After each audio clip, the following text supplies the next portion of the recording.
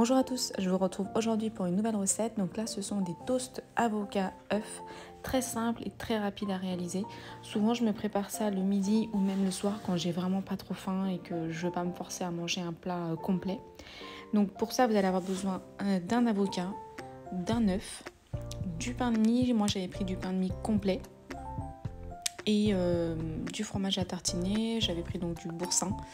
Également donc du fromage râpé, j'avais choisi de la mozzarella.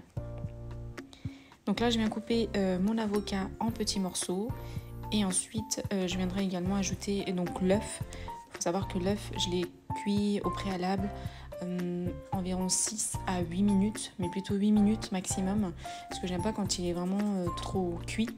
Donc du coup j'ai laissé jusqu'à 8 minutes. Donc là vous pouvez voir à peu près la consistance de l'œuf. Ensuite, donc, je vais ajouter les épices. J'ai pris donc du sel au céleri pour remplacer le sel classique et du poivre. Vous pouvez bien sûr ajouter d'autres épices selon vos goûts et vos choix.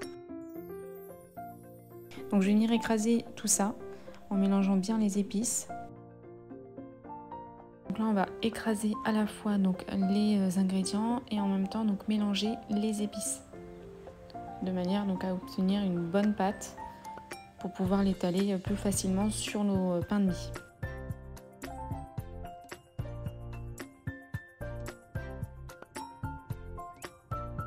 J'aime bien me faire ce genre de plat parce que premièrement, il n'y a pas beaucoup d'ingrédients à utiliser. Deuxièmement, c'est très facile à faire et très rapide. Bon là, c'est vrai qu'au niveau de la préparation de la pâte, ça met un petit peu de temps, mais vous pouvez très bien râper les ingrédients. Moi là, j'ai voulu les écraser. Et troisièmement, en fait, c'est protéiné.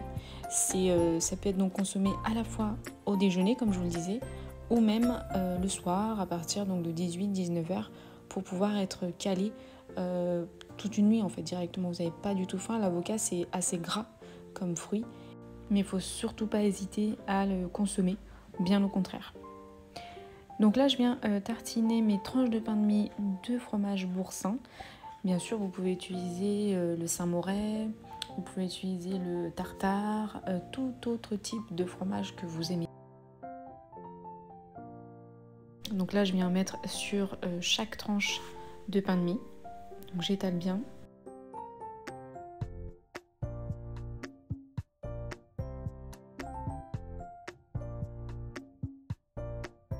Et donc là, je viens ajouter la préparation directement sur mes tranches de pain de mie. Donc j'étale bien. Il faut savoir que vous pouvez quand même faire une troisième tranche de pain de mie si vous le souhaitez. Là, moi, j'ai été assez généreuse. Donc après, c'est à vous de voir. Si vous avez encore faim, faites-vous-en une troisième. Mais deux, c'est largement suffisant.